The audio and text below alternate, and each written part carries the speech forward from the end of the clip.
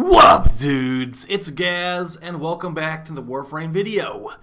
So we're on basically week 2 of the Nightwave Nora mix Nightwave season, and we're going to be going over the alerts and the cred offerings for this week. Also going to do some extra little things in here. Going to basically, in these videos going forward, we'll be talking about what's going on in the next week in Warframe, and I'll be showing my Invigorations for the week in addition to the normal stuff, okay? So here is our current week of challenges. We're going to briefly go over them and go over the cred offerings, then we'll go back in more in-depth. Make sure you're subbed and all that stuff, and I appreciate everyone that's sticking around for this boring time in Warframe, waiting for those updates to come out. So we've got our first weekly Animator Fully Socket 3 Iatan Sculptures. The next one is Earth Miner. Mine 6 rare gems or ore in the Plains of Eidolon, so the Earth open world node. Pick up 8 rare mods, so basically mods with the little golden beam coming out from them, if they still have that. Complete 10 Syndicate missions. Complete an Isolation Vault mission in the Cambion Drift on Deimos. Complete a Defense mission reaching at least Wave 20. That is the first Elite Weekly, Defense. And then the other Elite Weekly is Hold Your Breath. Survive for over 30 minutes in Koopa Survival. I'm going to recommend, if you have access to the Steel Path version, do the Steel Path version, so you'll get some Steel Essence for your time as well. And the daily for today is kill enemies in a Necromech while hovering, if you have a Necromech. Moving on to the cred offerings for this week. We have the evergreen stuff at the top, Vauban parts, Orokin Catalyst Reactor, Nightane, Kuva, and stuff like that. As far as helmets, we've got the Wolf Hood blueprint, which if you don't have that, that's how you can get it. As far as, new helmets, we've got Caliban's alternate helmet. Let's see what those build requirements are going to be. You're going to need anomaly shards, Narmer Isoplat. So this is a pretty annoying helmet to build, but if you've already farmed for Caliban from those Narmer bounties, you'll probably have plenty of the Narmer Isoblast. So there you go. I do like this helmet more than his base look, personally. We've got Nidus Myixini helmet. I like that one. Revenant Vania helmet, a must-have for Revenant players, but he does have Revenant Deluxe now, so not as important. Like I said, Wolf Hood's going to take, it's actually not that bad to build the Wolf Hood. We've got the Harrow Crucis helmet. This is a new helmet for Harrow. It looks like it's Tenogen, but it's not actually Tenogen. So yeah, Harrow got another alt helmet. You can buy that if you don't have it already. You've got Sevagoth's Fancy Pants Pirate helmet. I don't personally like this one, but if you want, it has like an eye patch and stuff. It actually takes Nightane to build this, so yeah. And then Garuda Prime is coming out on Tuesday, so if you want to get a Garuda alt helmet, the Garuda Bathory helmet is available for creds. And then the rest of the stuff's up to personal preference. I would definitely say if you need this Anaros Anubis helmet, it says 5 Nightane to craft it. I think this looks good enough on Anaros. I would personally spend 5 Nightane to build that. As far as the Aura mods, we've got Steel Charge, which is the only one you really need out of these 4. This one's give you increased melee damage, and it's also give you a big chunk and extra mod capacity when you put it on your build. The other ones are Shotgun Scavenger, Sprint Boost, and Rifle Scavenger. Sprint Boost is nichely useful, but Shotgun Scavenger and Rifle Scavenger have never been good and never will be good until they get buffed or something like that. So yeah, if you're going to buy any of these Aura mods, buy Steel Charge and then maybe Sprint Boost, but mostly Steel Charge.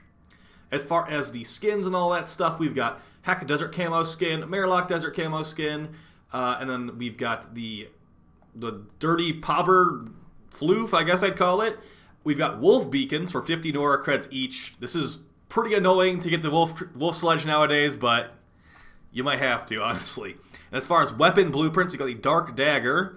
Yeah, nothing too crazy there. The Jaw Sword, which used to be one of my go-to stat sticks, but if you don't have a good stat stick, you could go for this. It's got that, I think it's Confirmed Justice or something like that is the name of the augment mod for this. Gives you increased melee damage. Pretty good. And, if you have Rivens for it, it has pretty high Riven stats too. So get this weapon as a stat stick if you want to, if you don't have a good stat stick already. And we got the Normal Pangolin Sword. At the same time, this could also be a good stat stick. This thing has really low base stats and really high Rivens, and there's also a Pangolin Prime, so you can actually double duty it, where your Pangolin Prime is like a normal melee with a good Riven mod, and then your Pangolin Sword normal has higher Riven stats, and you're only going to use it as a stat stick. So you could technically do that. I might actually do that, to be honest. But yeah, that's it. And then as far as the PvP mods, we've got Singularity for Nyx, which will make enemies get dragged into your 4 when you cast it, but keep in mind that this cannot be stacked with other augment mods for her 4. So, for example, you cannot run Singularity and Assimilate on the same build because no fun allowed. We've got Brainstorm for the Grakata, which gives you infinite ammo as long as you're getting headshots.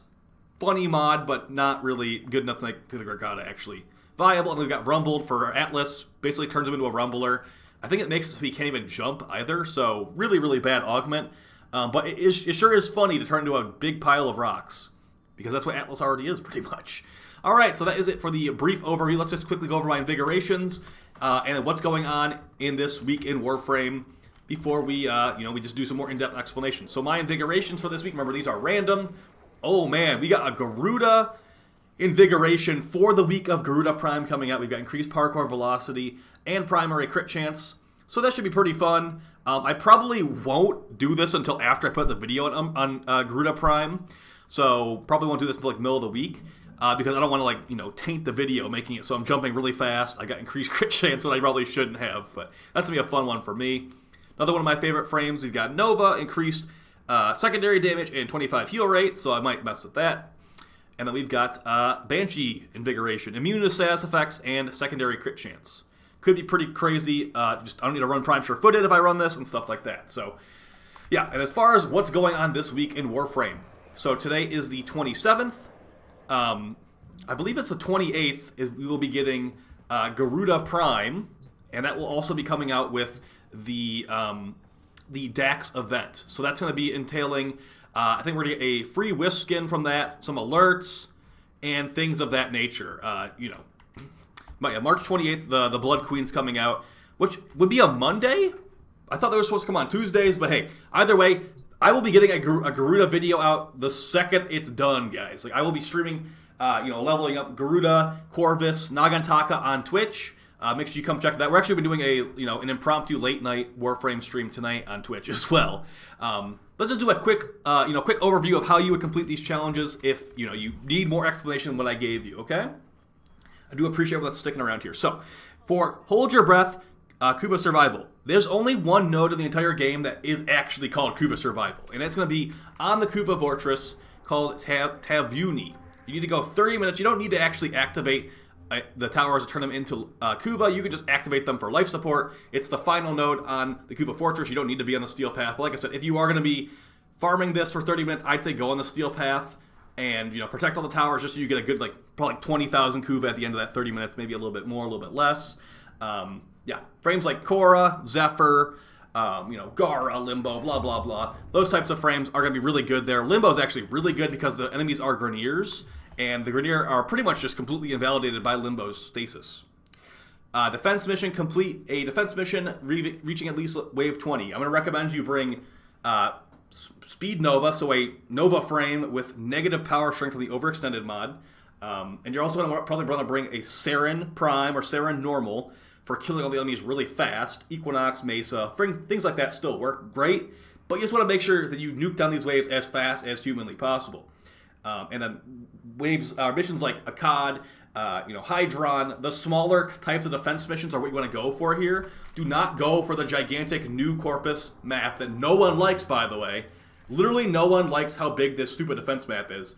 If you see one like Romula, where the enemies spawn on the other end of the frickin' planet and they have to run to the defense objective before you can even find them, don't do that. Missions you should be going for, like I said, if you got access to Hydron, it's a really small one and you can kill the enemies really quickly. Just going over the last couple, these are pretty straightforward challenges if you ask me.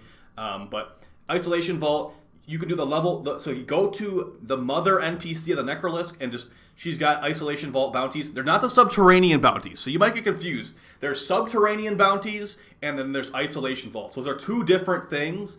The subterranean bounties are like the ones you get, I think the, what are those arcanes called? Residual Verimia or whatever their stupid names are. Those arcanes, not those bounties. You're doing the ones that drop things like Necromech, Streamline, and all that. So that's what you'll be looking for. You need to kill Necromechs in there. That's why I say just do the level 1 version. Quite easy to kill the Necromech. Maybe not easy, but if you have your own Necromech, it's quite easy. But they have nerfed a lot of the good methods of using Octavia and all that kind of stuff for killing Necromechs. Yeah, whatever your preferred method of killing Necromechs, let me know in the comments down below, because I actually was considering making a new Necromech slaying video.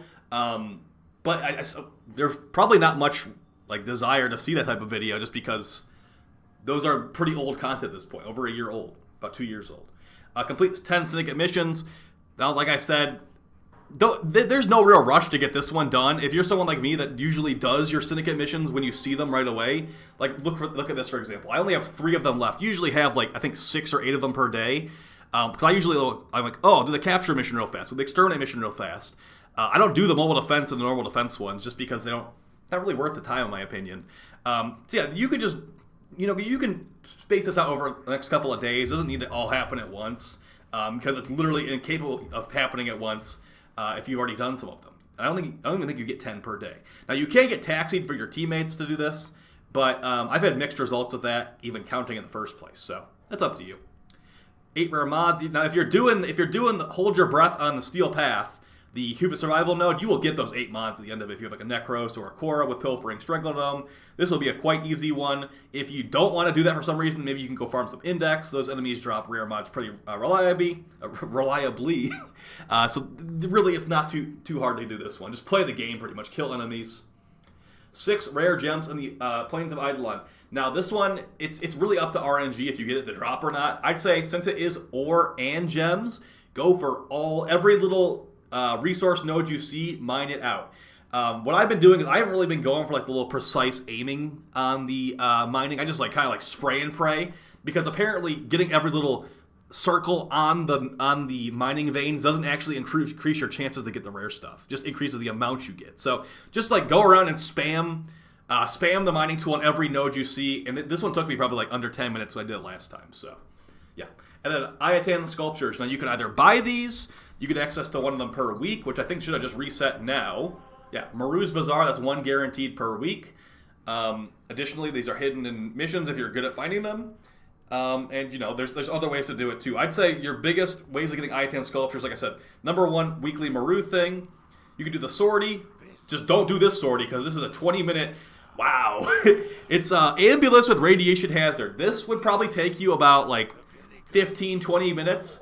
That's just in case nothing goes wrong. If your teammate is a radiation proc Mesa killing everybody constantly, maybe you're trying to hack the ambulance and you get red proc and you can't hack anymore. Like a lot of things could go wrong here, but as you can see right here, one of the common drops from these sorties is an Ayatan Anasa sculpture. So yeah, and then you need to get the stars to fill it in and all that. So if you're MR10, I think you have like an autofill button nowadays. So that's kind of cool for people that don't want to click 4 times, but yeah, pretty straightforward stuff. Just get them to drop and then auto install, or just now let's do one manually in case you don't know how to do this manually. Maybe you're under MR10. Click here, the amber star is in. Click here, the cyan star is in. You click here and then the amber star is in again, and then you click here and then the cyan star is in again, and you beat the challenge. It's that easy. Just gotta give them a drop. Alright guys, hopefully you found the video helpful. Like I said, this week, Garuda Prime, probably tomorrow. I need to make sure I wake up on time tomorrow. And then we're going to have the Wisp Dax skin, and then we'll be waiting for the actual good update, Angels of Zeramon, in April at some point. I know the player numbers and people sticking around is not too crazy. I looked earlier today in recruiting chat on PC. There were 18 people.